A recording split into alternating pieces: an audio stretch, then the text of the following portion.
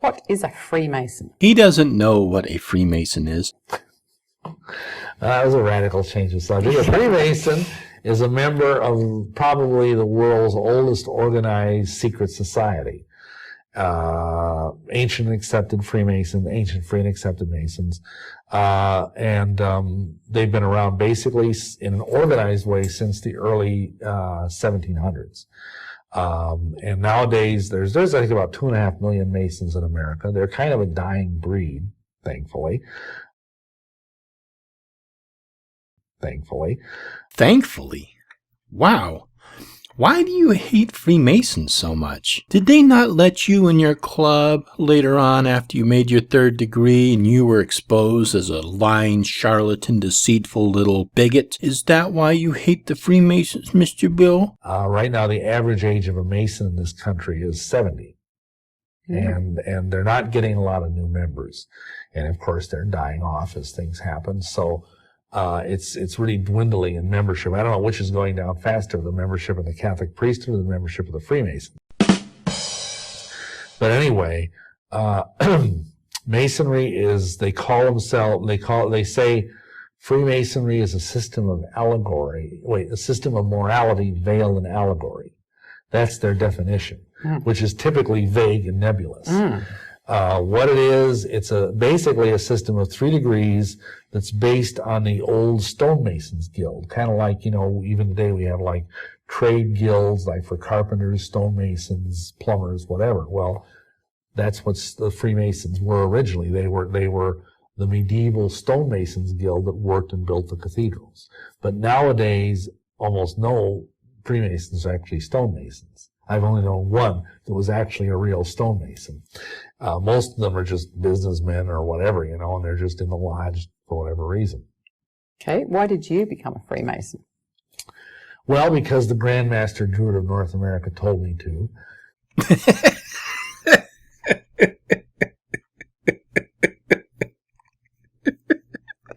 Because the Grand Master of Druid of North America told him to. So the Grand Master Druid of North America was basically some crazy guy in the Ozark Mountains who believed that he was the High Druid of North America. Basically, he was some delusional, drugged up hippie who Bill bought into this belief that he was the High Druid of North America. Secondarily, because my spirit guides told me to. Okay, which spirit guide? You're the monk from... Yes. Okay. Yes. And I should elaborate slightly on that. We were, especially by this Grand Master Druid, he himself was a 33rd degree Mason. And he said that a lot of really good occult information could be found within the Masonic Lodge. And that it was a place where a lot of occult adepts did gather, sometimes clandestinely, under the cover of being other things, but they would actually be a high-level occultist who were also Masons. And if you look at a list of most of the prominent occultists in the 20th century, you'll find that almost all of them were Freemasons. Bill has such an interesting array of characters that he has drawn from throughout his life, like this Master Druid of North America, or Supreme Master High Druid North America, whatever. So I don't know who Bill believes are the leading figures in 20th century occultism, but for example, Aleister Crowley claimed to have been a member of English Freemasons, but however, that was proven later on to be not accurate. I don't know who he thinks are the leading people in the 20th century occultism, but even if people who do study the occult or written on the occult are Freemasons, those two things are separate. It is like being a Christian and being a Freemason, or being a Catholic or Protestant or a Muslim or a Jew and a Freemason. Those two things are separate. Okay. How did you get to meet that Druid? Well, we were starting up as witches, my wife and I. That I think at that time we weren't married; we were just good friends. And the guy, the same fellow who had this occult bookstore in Milwaukee, he heard about this Grand Master Druid, that he had finally, because this omen had appeared in the heavens, this prodigy of stars that had congealed in the heavens in 1971. He was told that the age of Aquarius was then dawning. The stars do not congeal in the heaven, Bill. Planets, meaning the wanderers in Greek, are the only quote-unquote stars that actually move through the heavens. All the other stars are fixed. They're part of constellations. And one of the constellations happens to be Aquarius. And approximately every 2,200 years, the precession of the vernal equinox changes, going from Pisces into Aquarius, and that is the dawn of the age of Aquarius. However, nobody really knows exactly when that's supposed to happen. There's been dates of everywhere from the 14th century all the way up to the 24th century. They really don't know exactly when the age of Aquarius is going to happen. But no, Bill, the stars do not change in the heavens. Planets move through the stars, and that's how we draw astrological charts, is by the motion of the planets through the fixed stars. And so supposedly, this is a story, supposedly it was time for him to come down out of the hills of Arkansas, where he and his family had been practicing Druidry in this country for a couple hundred years as Scottish immigrants, to come down out of the hills and start teaching the science of Druidism to the masses. So he apparently, I suppose what he did is he contacted various occult bookstore owners in large cities throughout the country and made arrangements to come and speak. And this guy who was a friend of ours, he invited us up from, we were living at that time in Dubuque, to come up and hear this guy speak. And he was extremely impressive. In his own way, very powerful. But so that's how the relationship, and eventually he ended up somehow or other convincing us we needed to go down to Arkansas up in the mountains and study personally with him for like 3 or 4 months, and we did so. And he became high priest in the Druids. Let me see if I understand this. So this guy comes out of the mountains, claims that his family has been practicing ancient Druidry for several hundred years. He goes in and he impresses you, and so you and your wife go up to the mountains and study with this guy. So who made him the High Supreme Druid of North America? Was this a self-imposed title, or did people who were actually studying and doing work to find out what the Druids were actually doing back then nominate him as the High Supreme Druid of North America? So that's, and it was during the course, he didn't really tell everybody that he met, oh, you got to be Freemasons, but he told the people who were in the high priesthood of his organization that would be a good thing to do. Let me see if I understand this correctly, Bill. This great Druid, I always forget his title, High Supreme Grand Druid of North America, comes down out of the hills, probably needed to score some more weed, comes out of the hills. So this ancient family tradition that goes all the way back to, like, let's say 32 BC Gaul, and somehow went through all these thousands of years and then came over to America, first went up into Scotland and then took a boat over to America and up in the hills of Arkansas. And the guy turns around and the wisdom of 2,000 years is the Freemasons know it all. Go study with them. I wonder how much time and money it cost you to find that out. I would have loved to have been the fly on the wall during that one. Okay, and how long were you a Mason for? 9 years. And how high up did you go? Well, I went through the typical Blue Lodge degrees. This letter right here, this charter that he has, this is from the Heartland Lodge, number 0122, where he was elected as an entered apprentice. Went through York Rye all the way up to the Knights Templar Commandery. In 1976, you went through the first 3 degrees of Freemasonry. In April of 1976, you were elected to the Heartland Lodge, number 0122 in Wisconsin. In May, you were initiated to the first degree, entered apprenticed. August, you were made a second degree, a fellow of the craft. And then November, you made it to the third degree, which was a master mason. That is the highest grade you made it in the Freemasons. Went through the Scottish Rite all the way up to 32nd degree. The only thing that this shows is your payment of $20.55 for dues in 1984. That's the only thing that this proves, Bill. And at that time, then I was considered worthy. This particular card doesn't say anything about his degree. The only thing it says is that he is a member in good standing in 1983. It doesn't say what degree he is. Only made it to the third degree in 1976. He later tried to join several other lodges. To get into what is called esoteric Freemasonry, which most American Masons don't even know exists. And in that organization, I was admitted into the Rite of Memphis Mitzrayim, and I went up to 90th degree, which a lot of Masons, if they even hear that, they will, Bill, this is a typed up paper that makes some kind of... Bill, this doesn't have anything to do with Freemasonry. It looks like it was typed up on, well, first of all, a really crappy typewriter. And the person who introduced you to esoteric Masonry was that same guy, David Orias, who was a self-proclaimed Satanist. He's the one that introduced you to esoteric Masonry, Bill. Their false teeth will fall on their heads, but... there are actually at least 97 degrees in the higher level esoteric rites. From your experience? From my experience. I've actually heard there's 360 degrees with Satan at the top. Do you know if that's true or not? I have no idea if that's true or not.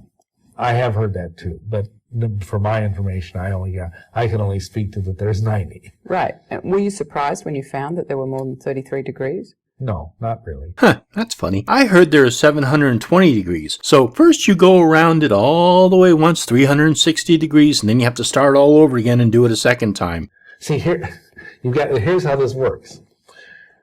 When I went through the Masonic rituals, I had the spirit guides in my ear whispering things, telling me to do things, telling me to answer certain things in certain ways.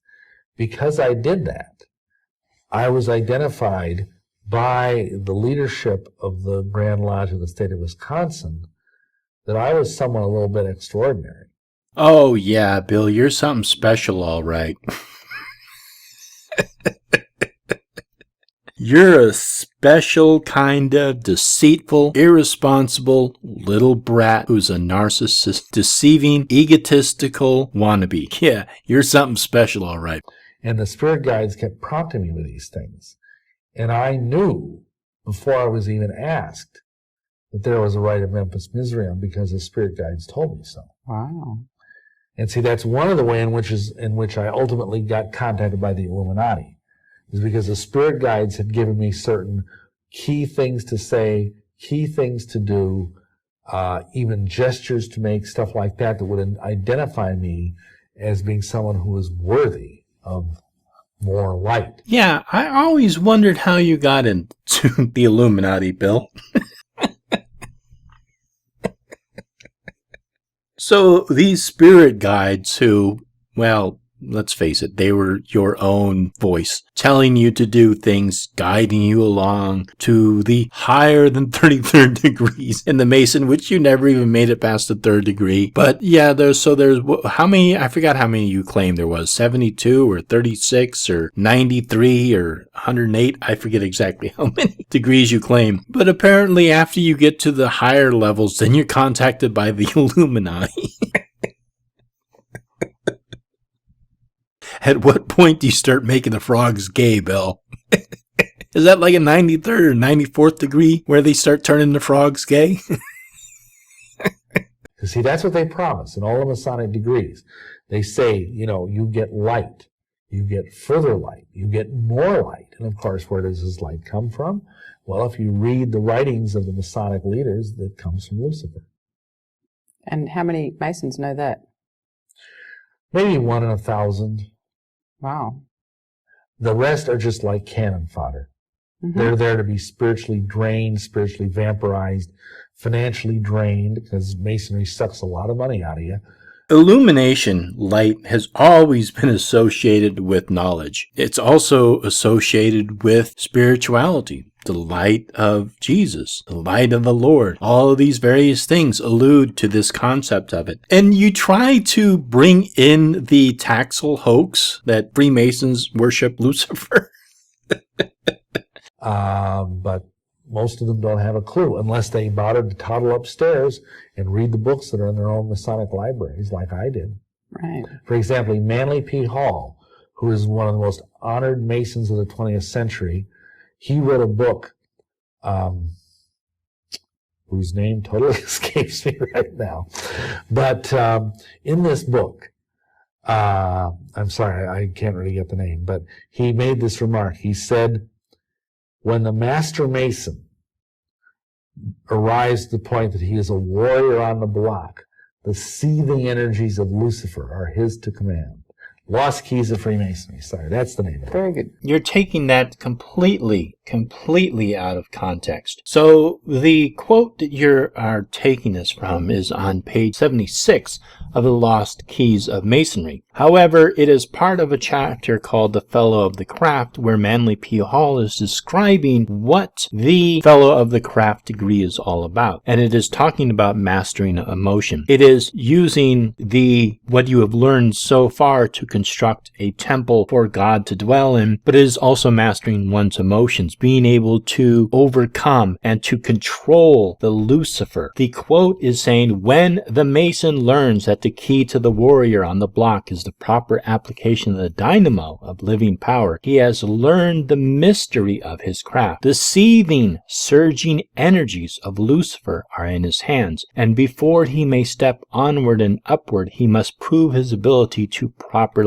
apply the energy. He must follow in the footsteps of his forefather, Tubal-Cain, who, with the mighty strength of the war god, hammered his sword into a plowshare. So Manly P. Hall is describing what he believes this degree is about, and Manly P. Hall interprets this degree as being able to master oneself, master one's negative energies or positive energies to accomplish a goal. But again, this is his interpretation of it. He is not the last word on what Masonry and what each symbol represents. Yes, I had a senior moment there. So what does one have to do to become a Mason for the first bunch of levels?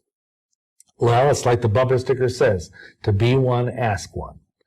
Supposedly Masons are not allowed to recruit, although they're so desperate now they are. But you just had to, like in my case, I didn't know a Mason, period. I'd been given this advice by this guy. We moved back to Milwaukee, and having been raised Catholic, and in those days Catholics had nothing to do with Masons, I didn't know what to do. And it happened that this young man joined our coven, and his dad was the junior warden of a lodge. And so I asked him, well, can you arrange for me to, be applied for membership? They come and they interview you. Basically, they ask you some questions. The key thing is they ask you if you believe in God, because you can't be an atheist. The criteria for being a Mason are you cannot be an atheist, a madman, a fool, a young man under 18, an old man in his dotage, or a woman. You can't be a madman or a fool, and yet they still let you join them? Betcha they're really seriously regretting their decision. So, those are the rules. Okay, so what do they do for the first, are there any rituals they do? There are rituals upon rituals upon rituals. I mean, you want to talk about high church, everything has a ritual. And the initiation rituals are basically you're blindfolded, and it's much too long to go into. We have a whole video that gives away all the secrets. Right, if people want them, like behind Masonry. But basically, you're taken through kind of what is an ancient mystery rite. A ceremonial ordeal in each degree, because you're led around blindfolded, you're challenged, you're made to answer certain questions. Then the key part of each degree, and this is true of all the Masonic degrees, is you take an oath. You kneel at the altar upon a holy Bible, and you take this blood-curdling oath, never to reveal the secrets. And just to give you an example, in the third degree, the oath is that if you reveal the secrets of the Master Mason degree, that your body will be severed in twain, your bowels taken from the body and burnt to ashes, the ashes scattered to the four winds of heaven, that no more remembrance would be had of you of so vile a wretch as to have violated his Master Mason degree. And you swear that oath on the Bible, so help me God. So an oath is a promise. It is making a promise. Somebody says, do you promise this? And you say, yes, I do promise this. It's a special bond. It is a bond of one's honor. It's speaking to the character of a particular person. It's like having a trusted friend tell you, I'm going to give you a secret, but you can't tell anybody. Can I trust you? And you either agree and say, yes, you can trust me, or no, you cannot trust me. Once you accept it and you say, yes, you can trust me, and they entrust you with that, and you later break that oath, you break that trust, that speaks to the character of who you are, Bill. Where you can take an oath and then later break it, you have absolutely no moral character whatsoever. And are you told before you go in there what you're going to have to swear? No. And how did you feel when they told you that that's what you have to say? Well, see, I'd already gone through a witch initiation, which is about 80% similar to a Mason initiation. I was already a third-degree witch when I became a Mason. And I'd had a lot of this stuff done, you know, like they challenge you with a sharp instrument on your naked breast. They blindfold you. They have a cable tow on your neck. And I'd had to kneel at the sacred altar of witchcraft and swear that oath. In fact, here's the funny thing. The Masonic oaths are more horrible by a country mile than are the witch oaths. Isn't that interesting? But it was a little creepy at the time, especially because the first time you do this, you're blindfolded. You have no idea of where you're at. You're in a room full of a bunch of strange dudes.